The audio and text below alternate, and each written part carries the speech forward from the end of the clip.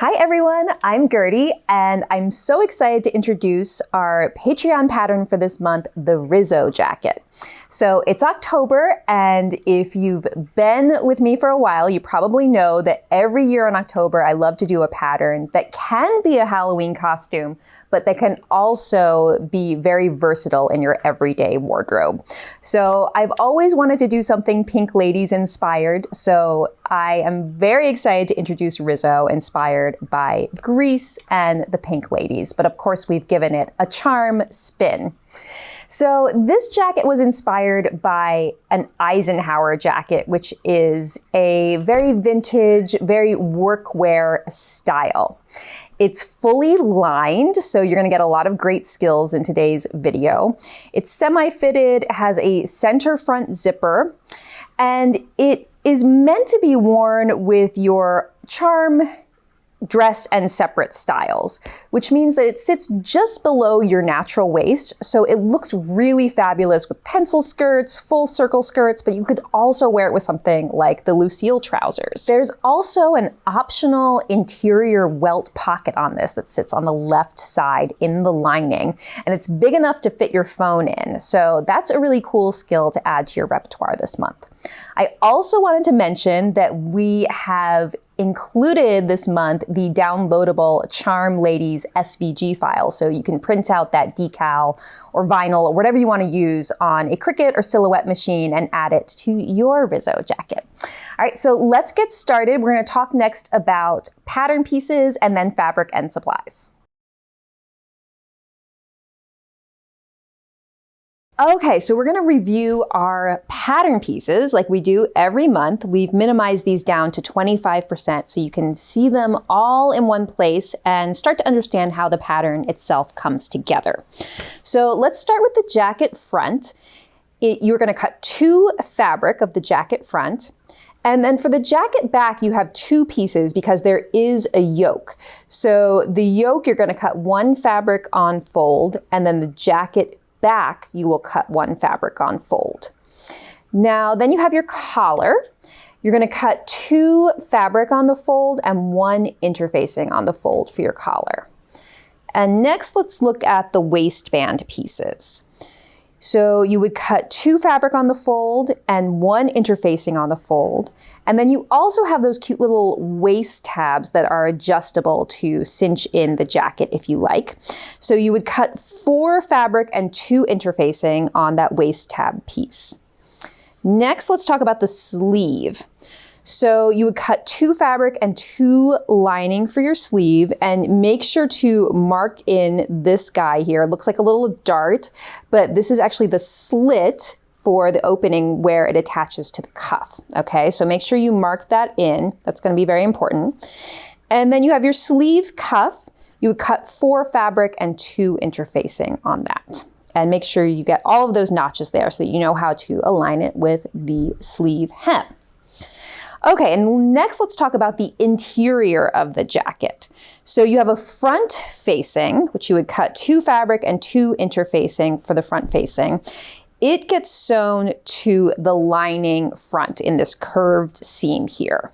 So you would cut 2 lining on the lining front, and you're gonna wanna make sure to mark in this rectangle. If you're doing the welt pocket, you're gonna need to mark in this rectangular mark right here on whichever side you're doing the welt pocket on. Then you have your lining back. You would cut 1 lining on the fold. And then finally, you have your welt pocket pieces. And I just wanna mention that the welt pocket is optional. If you're not up to welt pockets, you don't have to do it. You could skip it entirely. Or if you still really want a pocket, it's easy enough to just add a patch pocket to the inside of your jacket in the lining.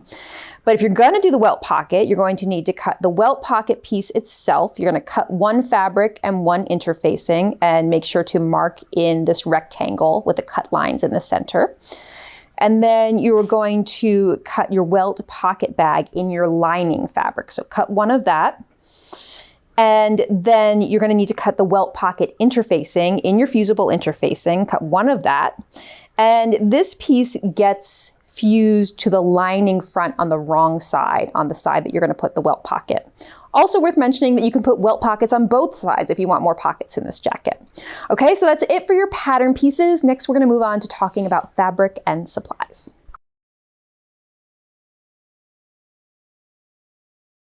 Okay, next we're going to talk fabric and supplies. So for this jacket, you're looking for medium weight fabrics and bottom weight fabrics. But there are a variety of directions you could go for this. So make sure to check out the recommended fabrics in the instructions. As always, I've pulled out a few of my favorite picks for this design.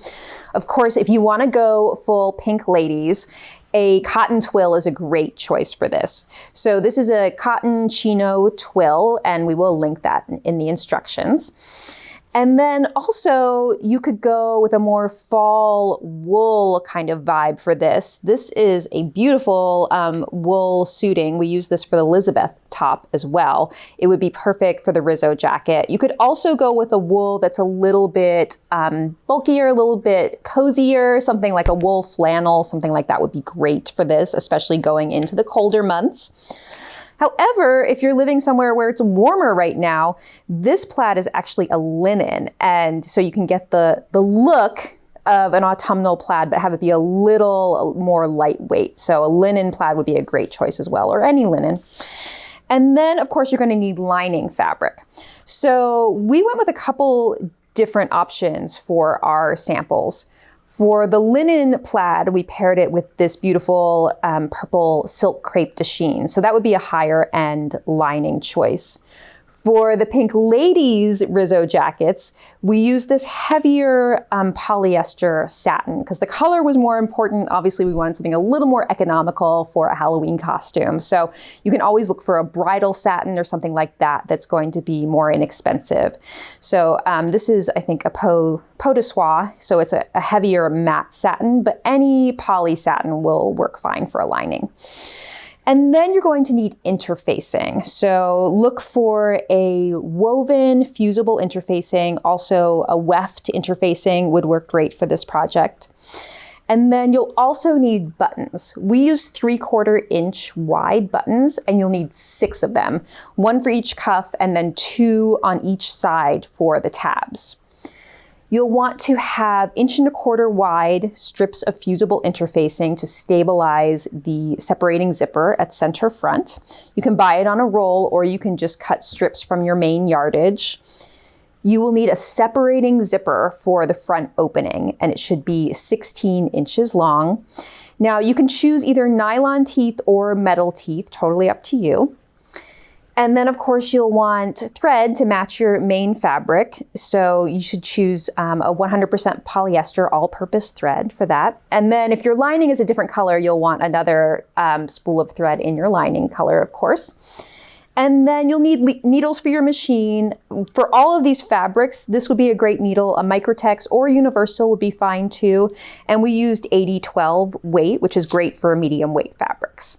So that's it for your fabric and supplies. And next we will get sewing.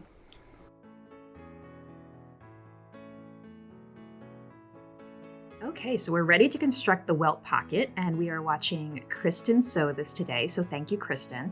She has applied the interfacing, she's pinned it here to the left side of the lining front. And now keep in mind that that is the left side as you're wearing it, so the right side of the fabric is facing you on the left side. Okay, so just double check that you have the correct side. So she's just ironing that fusible interfacing piece in place, matching up the marks.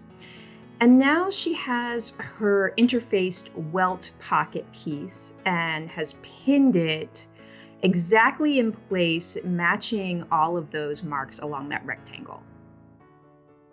Okay, so now we're gonna stitch on the upper and lower long edges of the welt pocket. You don't have to stitch all the way around like you on the short ends like you would on a bound buttonhole, just the upper and lower edges, back stitching at both ends.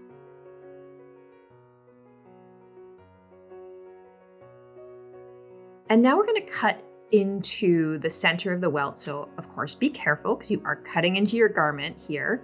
So you're gonna use some small sharp scissors, fold it in half, and then cut in the center, right along the center line. And then just follow your cutting lines, cutting to the end and then into those Y shapes into the corners. So be sure to be really precise with this, and you're cutting right up to your stitches, but not through them. And repeat that on the other side.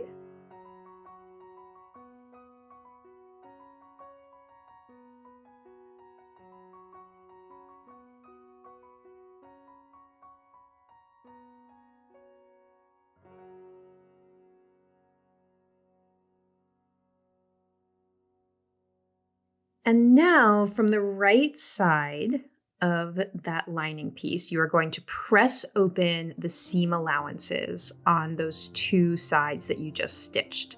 So just open up the seam allowances like little butterfly wings and press them open just on the top and bottom. And this is going to give us a nice crisp line at the upper and lower edge of the welt.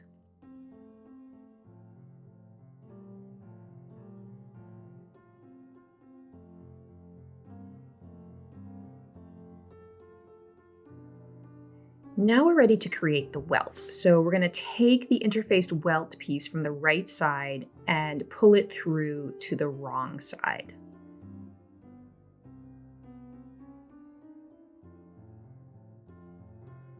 And now lay the piece flat with the wrong side facing up. And what you're going to do is you're going to use your fingers to form a nice clean rectangular opening here. And then you're going to press it in place. So you want to see the seam line roll just slightly to the wrong side of the lining piece and then press it nice and flat. And pay extra attention to those little corners there, making sure they look nice and clean.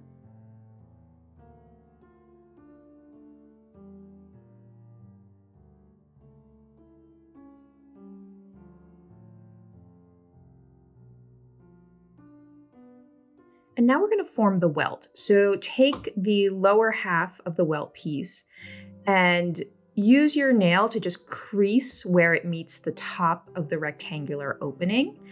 And now draw in a line there to mark. And this is going to help you know where to fold this piece. So we're folding along that line and then pressing the welt in place to crease. You can give it a little steam, just make sure it's creased really nicely.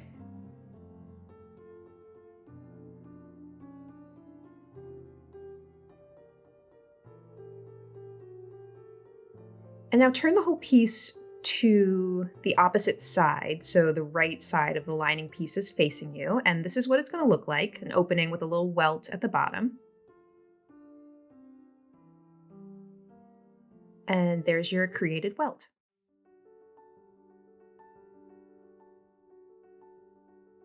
Okay, so from the wrong side, if you flip up the bottom of the welt, you can see that marked line and make sure your bottom seam allowance is pressed open. And now we're going to secure the pocket welt in place.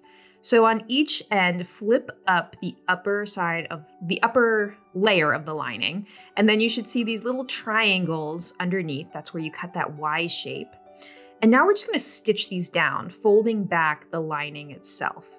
Now stitch as close as you can to that fold of lining without stitching through it. Backstitch on each end and just stitch to secure down those triangles.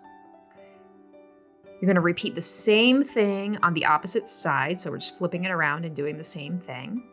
Folding back the upper layer, the lining, and then stitching through the triangle. And now we're going to look at this from the right side. There's your welt. And the next thing we're going to do is we're going to stitch in the ditch around the short ends and the long lower edge to secure this welt in place. So starting at one short end, we are stitching in the ditch, so right in the gutter of that seam line. and stitching around those 3 sides to secure the welt in place.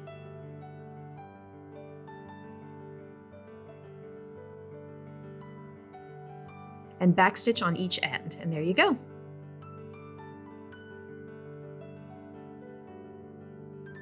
And this is what it looks like from the wrong side. Okay, so now we're going to attach the pocket bag itself, the part that holds your phone or whatever you're carrying in your pocket. We're going to do it in a couple of stages here. So we're just doing the top edge. So you're taking your pocket bag, you're putting it right sides together with the upper edge of this welt seam allowance, pinning in place. And now make sure that you're only stitching through these 2 layers, so get the rest of the lining out of the way. And you should have notches to match if you're confused about which side goes where, just by the way. And so here you can see where it is sewn to the upper edge of the welt. And now press that seam allowance, press the welt down and press those seam allowances open.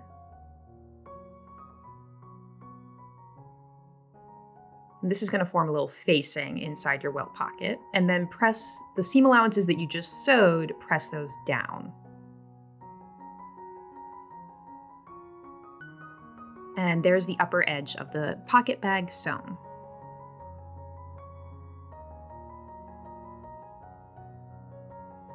And now we're going to attach the lower edge, the bottom of the pocket bag, to the welt pocket, the lower edge of the welt pocket. So just like you did with the upper edge, you're going to pin them right sides together, matching the pocket bag to the welt, and pinning. And now we're going to stitch along here. So stitch at 5/8 of an inch and backstitch on each end, making sure to keep those little seam allowances out of the way as you're stitching. And now we're going to press. So flip the pocket bag up towards the shoulder of the lining. And those seam allowances where you just stitched, press them towards the pocket bag.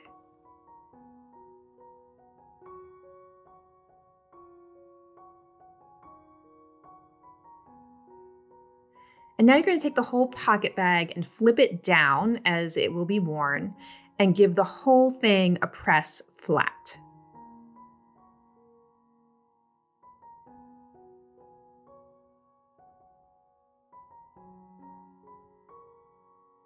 And you really want to crease the lower edge of the pocket bag.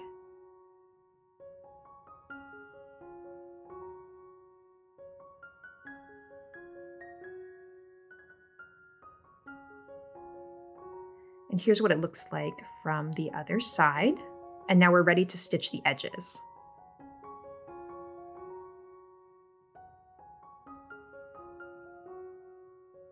Okay, so now we have a welt pocket that is almost finished, except for the sides of it are still open.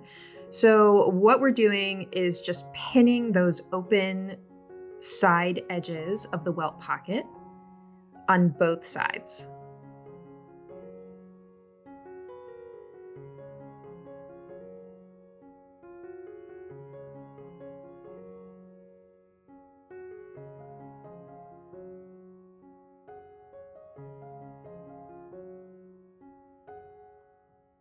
And now we're going to go to the machine and get the lining itself out of the way so that you're just focusing on the pocket bag, and stitch from top to bottom of the pocket bag itself where you just pinned. So you're starting at the upper edge here, and you can stitch your triangles again. It's okay if you catch them in your stitching, but just make sure to keep the upper layer of the lining free. So stitch from top to bottom, back stitching on both ends.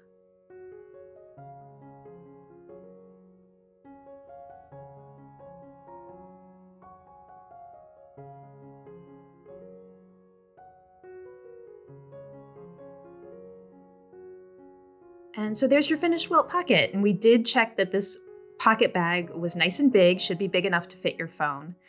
And now we're going to move on to the jacket construction.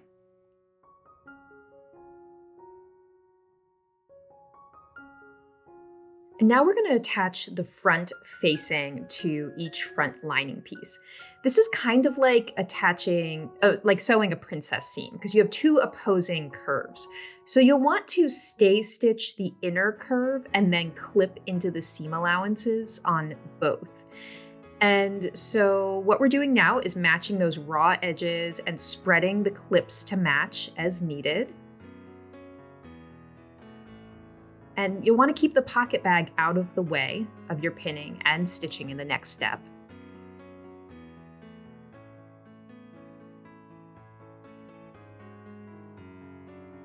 And now we're going to stitch this facing seam.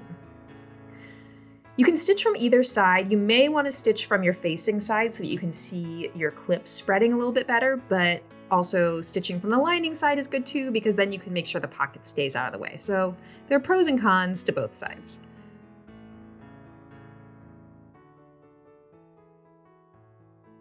So just be really careful around the welt to make sure that you don't actually catch it in your stitching. But if you do, no big deal. You can take those stitches out and go back and do it again.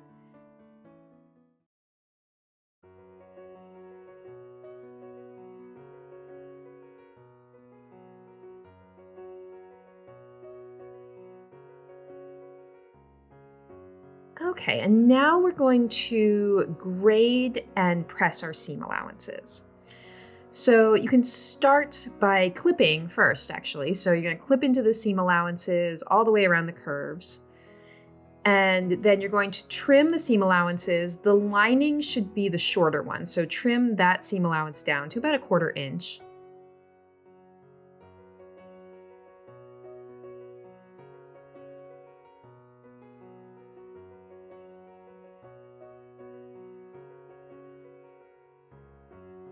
And then the facing seam allowance can be slightly wider, so about 1/8 of an inch wider.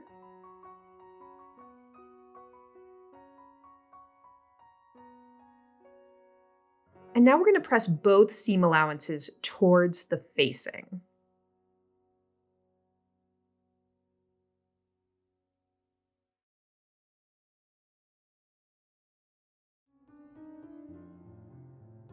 Give it another press from the right side.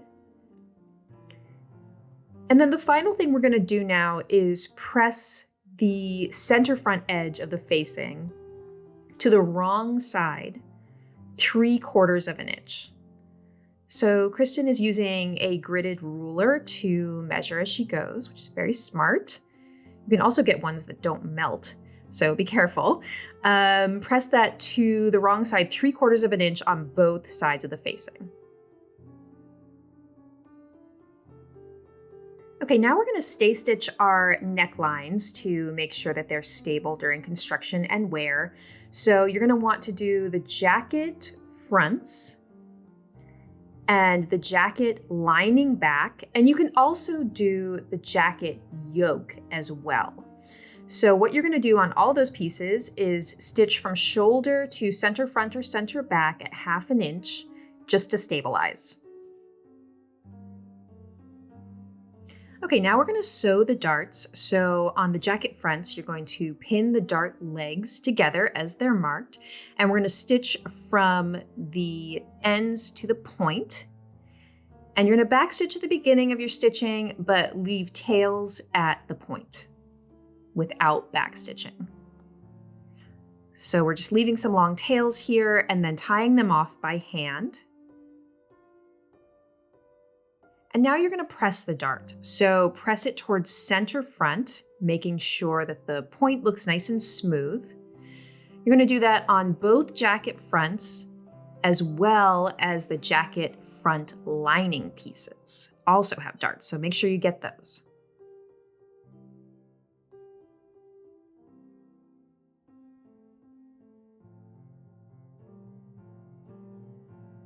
Okay, now we're going to assemble the jacket back, which means you're going to take the yoke and match notches and pin it right sides together with the lower jacket back. And we're going to sew the yoke seam. So stitch this at 5/8 of an inch, backstitching on either end.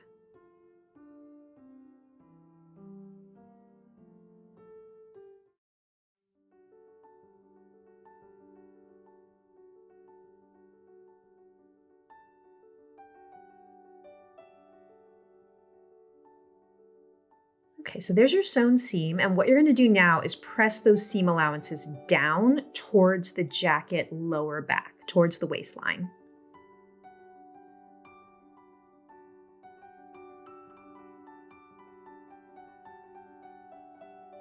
And this is optional, but especially if your fabric is bulky, what you may want to do is to grade the seam allowances. So just trim the upper seam allowance shorter than the lower one, just to avoid getting a ridge on the right side of the jacket. Give it one final press, and that is your jacket back unit.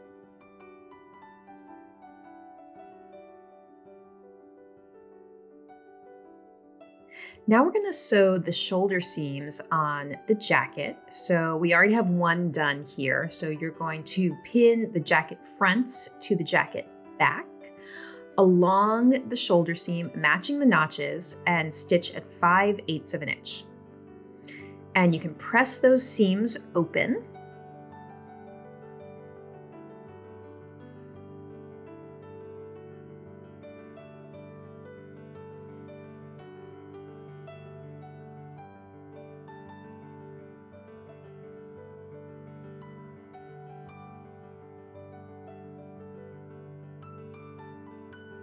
And now we're going to repeat this process on the lining. So the lining fronts to the lining back, and just note that the notch will match the facing seam on these pieces, and press open. And now we're going to repeat this process with the side seams. So jacket front to back, right sides together, pin and sew your side seams, and then press open.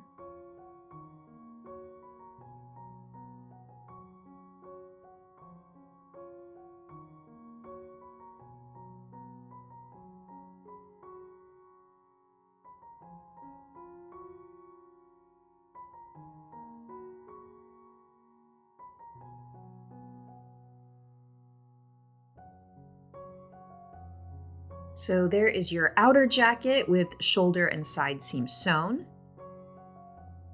And now we're going to repeat that for the lining as well. Okay, so now we're going to stay stitch around the lining armholes. One side is already done on this sample. And now we're going to do the other. So just around the lining armhole, you're going to stay stitch at 1/2 an inch. This is all in preparation for turning in the lining and getting a clean finish on the inside of the garment.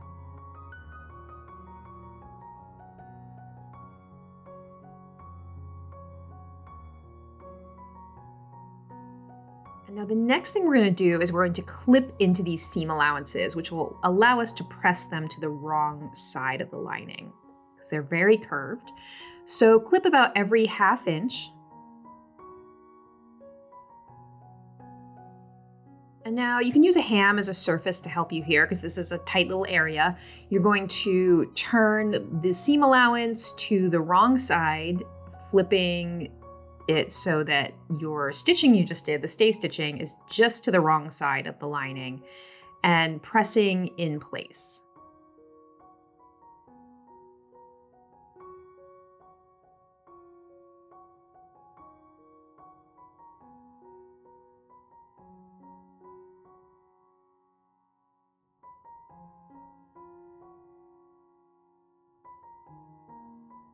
And now here you'll see what your lining is going to look like with those armhole seam allowances pressed in.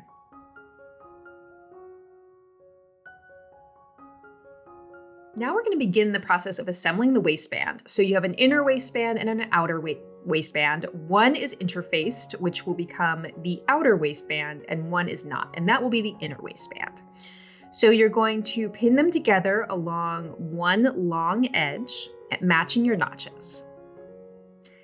And we're only going to be stitching this one long straight edge right now.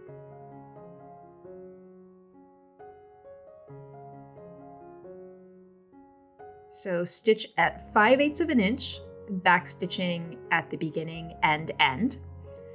And just a reminder, you don't need to stitch the short ends yet. Now we're going to grade our seam allowances. The uninterfaced or inner waistband is going to be the shorter one, so you can trim that down to about 1/4 inch. And then the interfaced seam allowance will be the longer one. So next we'll trim that down to about 3/8 of an inch.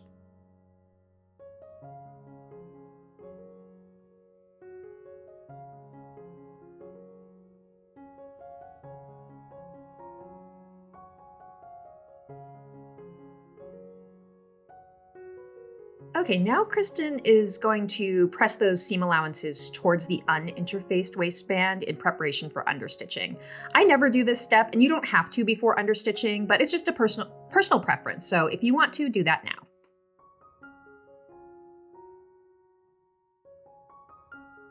Okay, so the next thing you're going to do is press the long straight edge of the uninterfaced waistband to the wrong side, 5/8 of an inch. So just press that seam allowance in.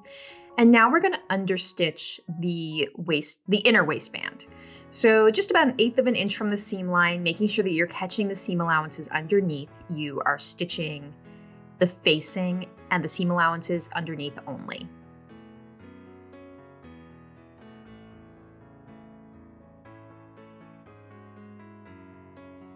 And now you can turn the uninterfaced waistband to the inside and press that understitched edge.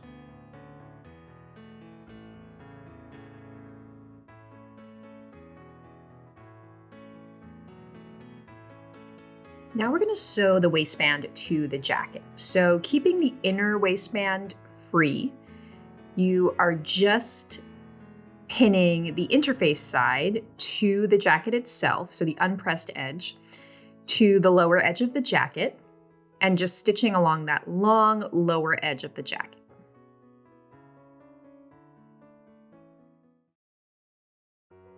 Just make sure that the darts stay pressed the direction they're supposed to, towards center front, that your seam allowances stay pressed open, and just continue stitching like that all the way to the opposite center front edge and backstitch.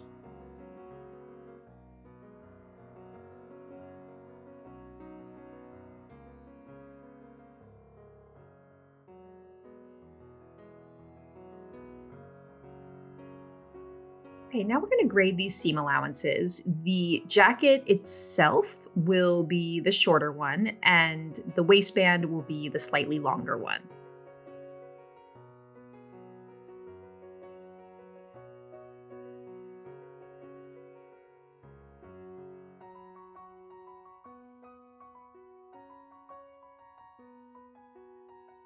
Okay, the next thing we're going to do is stabilize the jacket center fronts in preparation for inserting the zipper. So you're going to grab your 1¼ inch wide fusible roll of interfacing. So you can buy it in these rolls like we keep in the studio, or you can just cut strips from yardage of fusible interfacing, just long enough for your jacket fronts on both sides. And you're going to apply down to the waistline seam where it meets the waistband. You don't have to go any further because the waistband is already interfaced.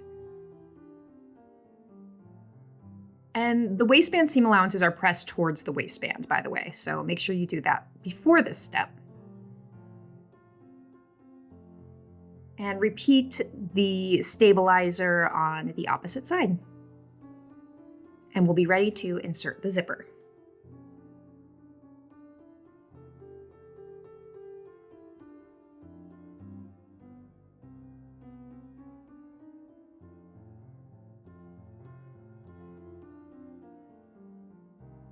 All right, so in order to insert the zipper, first we need to turn in the seam allowances at center front 5/8 of an inch. So that will just be you'll be doubling up your stabilizer there.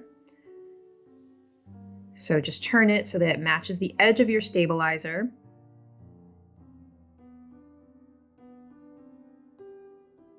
And continue down to the waistband and waistband facing. And then you're going to repeat that on the opposite side.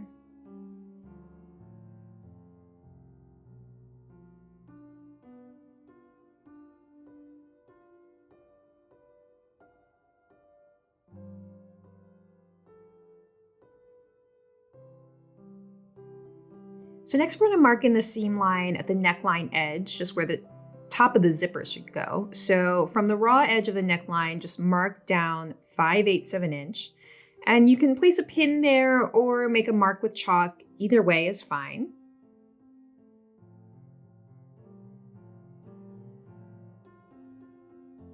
And do that on both sides.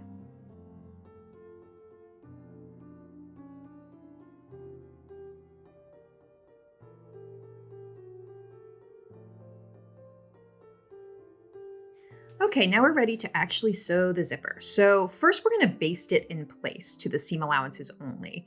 So we bought these 16-inch zippers on Amazon and they ended up being a little shorter. So we're just gonna center the zipper in between the lower edge of the jacket and the mark at the top. But ideally you should have a 1/4 inch at the bottom and a 1/4 inch at the top, above and below your zipper.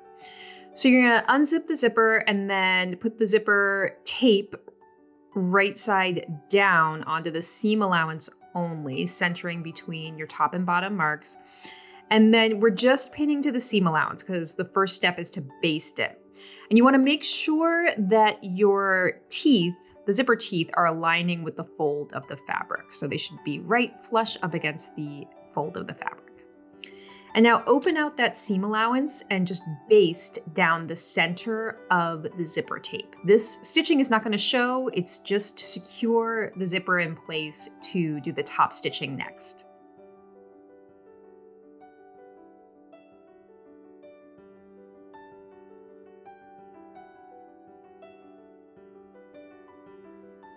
And now we're gonna repeat that process on the other side. So what you're gonna need to do is actually close your separating zipper. So put it back together. And by the way, these zippers ended up being terrible, so we're not gonna recommend these to you in the instructions, but hopefully we'll have some other sources for you on good quality zippers that are the correct length. Okay, so we're closing the zipper and now you're just gonna match that waistline seam and then begin to pin. So you want your waistband to match up on either side of the zipper. And then you can take the zipper apart again once you've matched that. And again, just open out the seam allowance so you're only pinning through the zipper tape and through the seam allowance, not to the jacket front. And now that this is pinned, we're going to baste this in place just like the other side. Okay, now we've skipped ahead a little bit. Kristen has already top stitched one side of the zipper at 3/8 of an inch from the right side. And now she's gonna repeat that on the opposite side. So turned in the seam allowances, pinned everything in place through both layers. So the jacket, the tape, and then the seam allowance below. And now we're stitching at 3/8 of an inch using a zipper foot. And this is the top stitching that's gonna be visible and hold the zipper in place. Okay, now we're ready to assemble the collar. So you have two collar pieces. One is interfaced and one isn't. And you're putting them right sides together and they're pinned along the long straight edge and the short edges. And now you're going to stitch around those three sides, pivoting at each corner.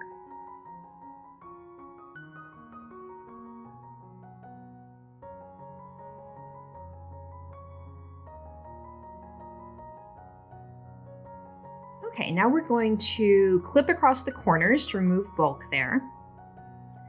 And next you're going to grade the seam allowances. The non-interface seam allowances will be the shorter one, and then the interfaced ones will be slightly longer.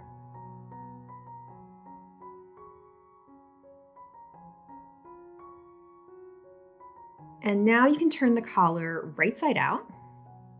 Just, get rid of a little more bulk there so you can get crisp corners. Turn those right sides out. And then again, this is a personal preference thing. Next thing we're gonna do is understitch. So Kristen presses before understitching. I never do. So just whichever is your preference, but know that the next thing we're gonna do is understitch.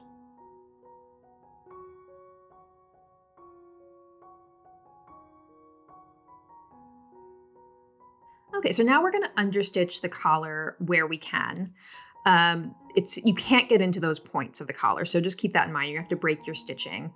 Now, Kristen is understitching from the wrong side. I always stitch from the right, understitch from the right side. So in that case, I would have left the collar wrong side out and understitched from the right side, catching my seam allowances below. So as always, there are different ways of doing things. But what she's doing is stitching from the inside, right next to the seam line, catching the seam allowances in her stitching.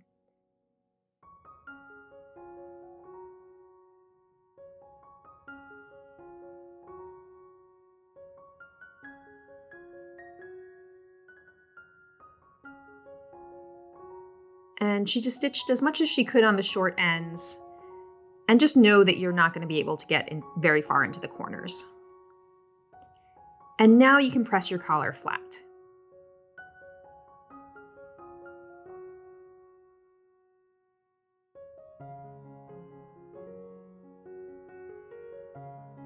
Okay, now we're going to baste this open edge together. So use a long machine stitch and baste at 1/2 inch just to baste these raw seam allowances together.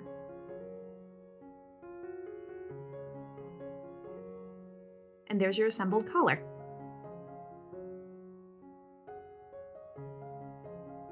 Okay, now we're going to attach the collar to the jacket. So you're going to want to clip into your seam allowances around the curvy part of the neckline about every 1/2 inch. And now you're going to place the collar onto the jacket neckline. And keep in mind that the interfaced side of the collar should be the one on top. So just check your seam allowances of your collar to make sure you're orienting it correctly before you pin. And then you'll have some notches to match to your shoulder seams. And then the front of the collar, you will have a dot to match there at center front. So make sure all of your match points are matching and then pin the rest in place, and you can spread those clips around the neckline edge to get it to match the straighter edge of the collar.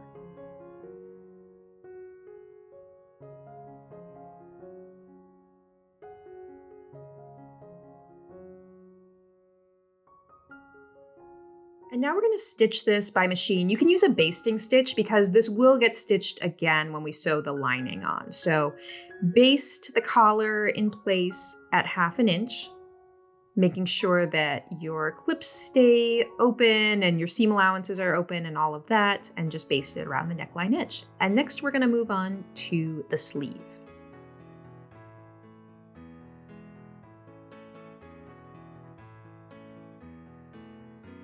And here's what it looks like with your collar attached to the jacket.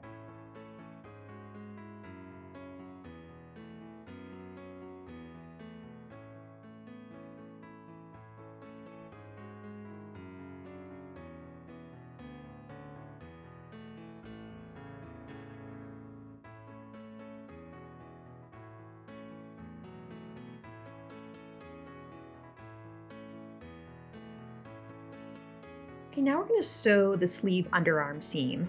You can see you should have your placket opening marked in at the wrist edge, and you can place a little square of interfacing right at the point of that placket opening just to reinforce it. That is totally optional, but if your jacket is going to get a ton of wear, it's a great idea to do that. All right, now we're sewing this seam from underarm down to the wrist at 5/8 of an inch, and then we're going to press it open. And so you can repeat those steps with the other jacket sleeve, and then you're going to sew that seam on the sleeve linings as well.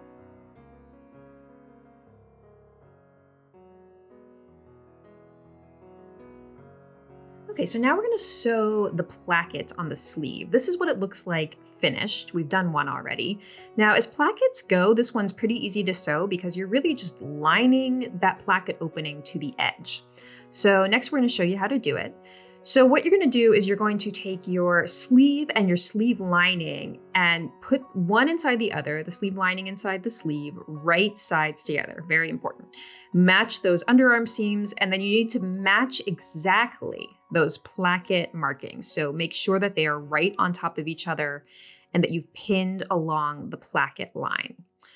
The hardest thing about sewing this is that you're working in this tiny little area. So technically we probably could have done it where you sew this placket before you do the underarm seam, but it is possible to do it this way. Just know that you're going to be working in a really small area. Stitching right along that placket line. And what you have to be really careful of is that you're keeping the other side of the sleeve out of the way of your stitching. So just use your hands to keep the underside free. And you're just stitching the 2 layers together along the placket lines.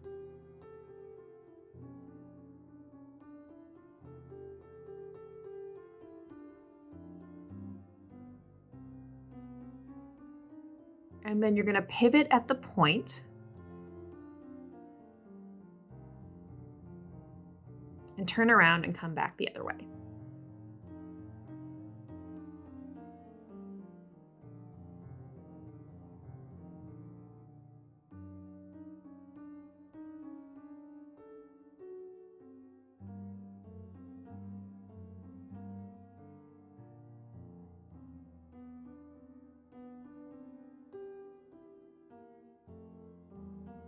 And the next thing we're going to do is we are going to cut into the placket between the lines, cutting right up to the point, but not through it. So don't cut through your stitching. Be very careful there. And now we're going to flip the lining to the inside so everything is right sides out. So it's going to look really crazy at first. You've got 2 sleeves right next to each other that are joined at the top. And then you need to turn the lining to the inside of the sleeve, and the sleeve is right side out.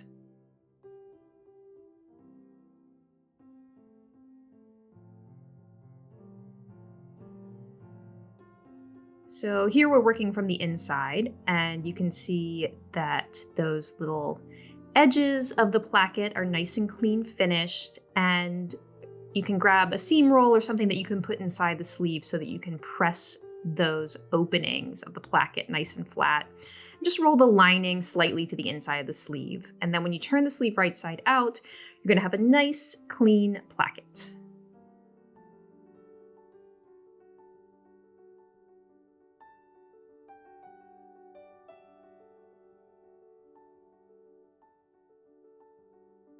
Okay, so the next thing we're going to do is baste the raw edges of the sleeve together at the sleeve cap, so where it meets around the armhole first. So just make sure that your layers are nice and flat, your outer sleeve and your lining, and then you're basting them together with the raw edges matching at 1/2 inch.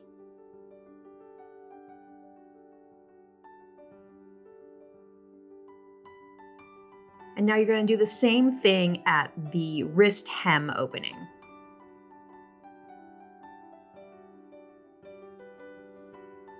And next, we're ready to move on to the sleeve cuff.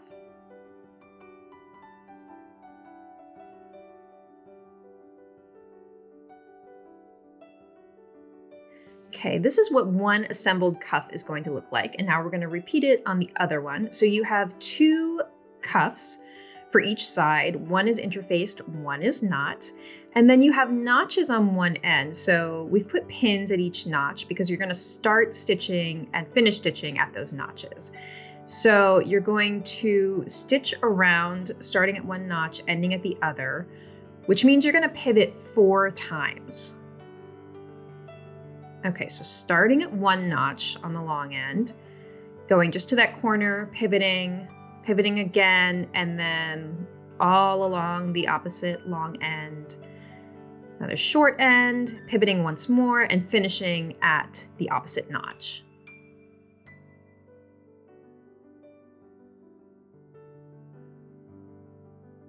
Now you're going to clip across your corners to remove bulk. And now you're going to want to clip into the notch all the way to the stitching line. And now grade your seam allowances so that the uninterfaced cuff is shorter and the interfaced one is longer. And just continue to remove any bulk from those corners. And then you're going to press in the seam allowance only on the uninterfaced side. So take that seam allowance turn it in 5/8 of an inch and press flat.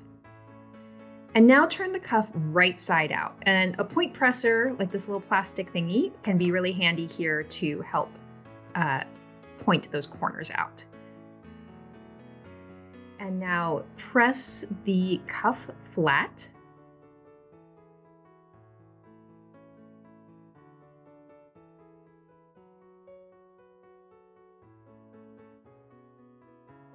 And then you'll have 2 finished cuffs ready to sew to the sleeves. Now we're ready to attach these cuffs to the jacket. So the side that is not turned in, the interface side of the cuff, you're going to pin to the sleeve hem, or opening, I guess I should say. Match those raw edges. And now we're going to stitch those two together. So make sure you keep the uninterfaced side of the cuff free. You don't want to catch it in your stitching. And stitch from one edge to the other, back stitching at both ends. And making sure that those edges match there. Okay, so now we're going to grade the seam allowances. The sleeve and lining unit will be shorter, and then the cuff seam allowance will be slightly wider.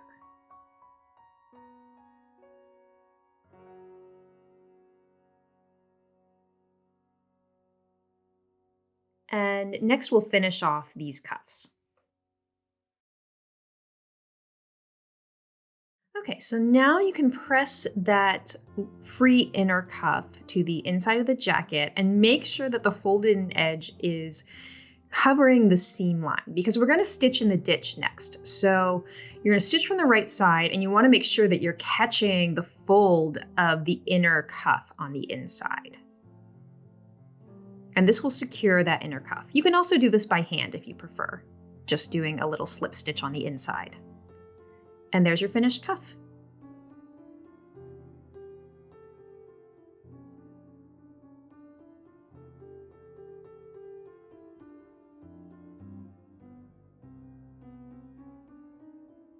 Okay, now we're going to do some easing stitches between the sets of notches on the sleeve cap. So starting at the single notch in the front, at 1/2 inch, you're going to sew with a long machine stitch, 4 to 5 millimeters, and stitch all the way to the back double notches. Leave yourself some tails and repeat at 1/4 inch.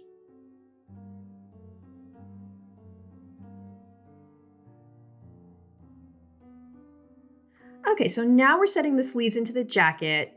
Kristen has already pinned the sleeve in, pulling up the easing stitches to make it fit, making sure that we don't have any buckles or any little gathers or anything that smoothly fit in there. And now she's put it on the free arm of the machine and she's stitching from the jacket side at 5/8 of an inch.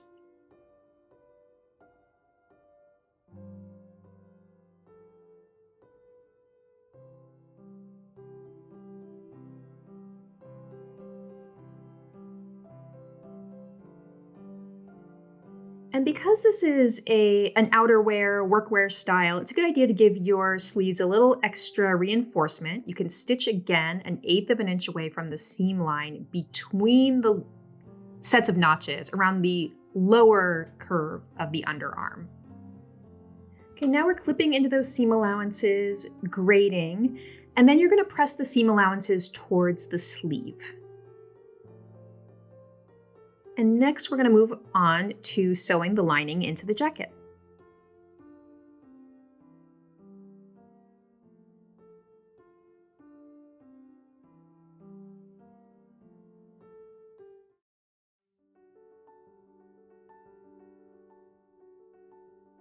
Okay, so now we're going to sew the lining to the jacket along the neckline edge only. So take your lining unit and make sure that you've clipped into your neckline edge, because you're going to need to spread it a little bit.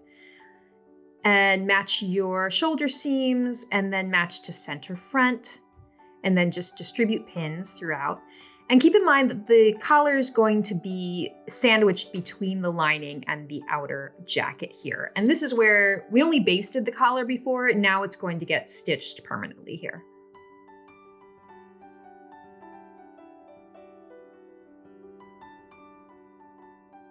Okay, we're gonna stitch from one center front edge to the other.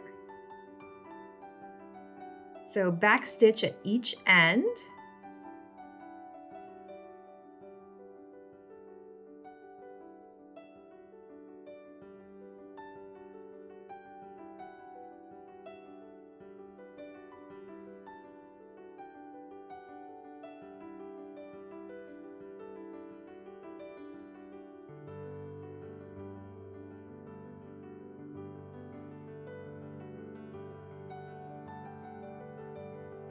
So no pivoting or anything, just that one straight edge along the neckline. And now we're going to grade the seam allowances.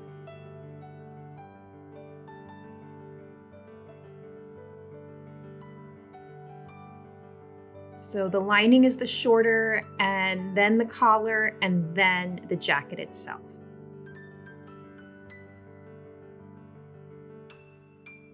And clip into any curves as needed if they're not clipped already.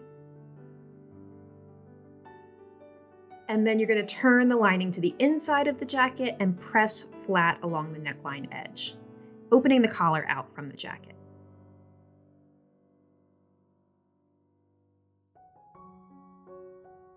You can just press that neckline edge to make sure it looks nice and smooth from the right side.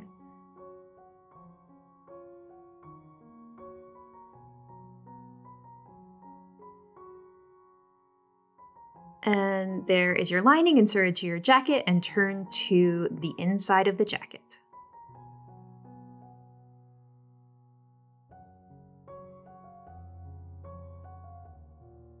Okay, now we're going to assemble these little waist tabs. You're going to have two sets of two. One is interfaced, one is not. Put them right sides together and pin along the pointed end and the two longer sides. And then we're going to stitch, and you're going to leave the one short straight end open. So stitch at 5/8 of an inch, and then you're going to pivot at each of these points. So 3 pivot points, and then finish off, leaving the short end open. And now grade so that the uninterfaced tab is the shorter one. Interfaced one is slightly wider.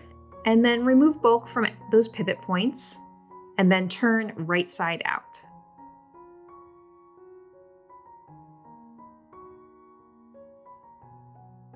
And then finally, you're going to press this flat. And you're just going to want to roll the seam line in slightly to the uninterfaced side. And you're going to repeat all of those steps with your other tab so that you have 2 finished tabs.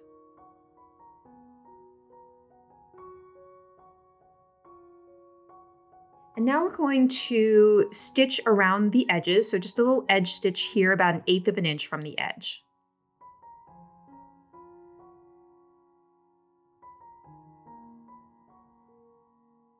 Okay, so next you're going to do your buttons and your buttonholes. So sew a buttonhole on each waist tab. You're also going to want to do it on your cuffs and sew on your buttons.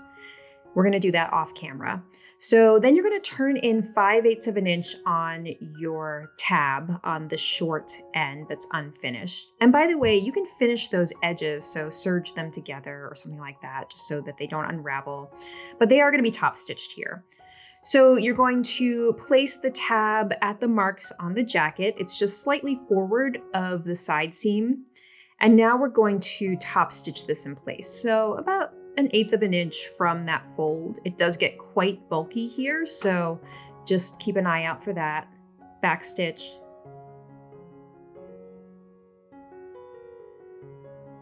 And you'll have 2 buttons sewn on each side so that you can adjust these to get more or less cinch on your waistband, depending on what you're wearing underneath. And there's your finished tab on one side.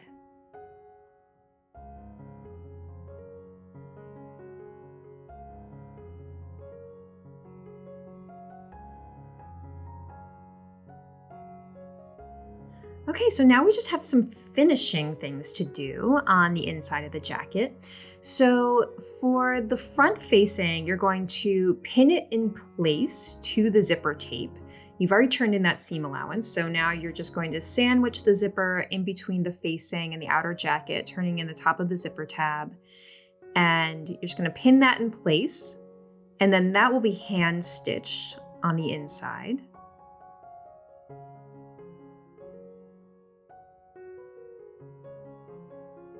And then next you're going to turn in the waistband, the inner waistband at the bottom, and it should just cover the lower edge of the lining. You're going to pin that in place. Now the waistband on the inside can be machine stitched, as long as you make sure that it is covering the waistband seam, then you can stitch in the ditch from the right side. Or if you prefer to hand stitch, you can also do that. So hand stitching along the front edges, hand or machine stitch along the waistband.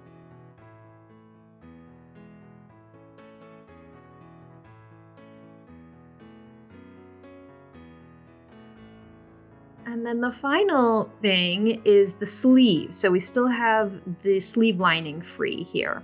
So you can see it's already pinned on one side, but what you're gonna do is just turn in the seam allowances. I mean, they're already turned in because you did that step on the jacket lining. And now just pin it so that it covers the seam line on the sleeve. Pin in place all the way around. And then you'll slip stitch this. So this is nice because it does anchor the sleeve at the armhole rather than having the lining feel totally free and separate from the jacket. Though it does mean you're doing a little more hand stitching. So put on a movie, like maybe Grease, for instance, and then do a little hand stitching. So you're gonna do each sleeve, your jacket center fronts, and the waistband.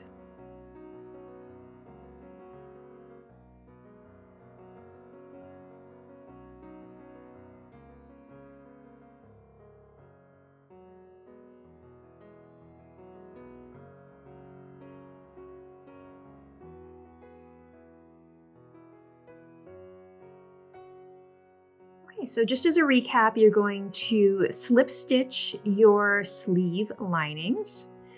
You are going to slip stitch at the jacket center front, at the facings to the zipper tape, and then at the waistband, you can either hand stitch or machine stitch in the ditch from the right side. And then that's it. Your jacket is finished.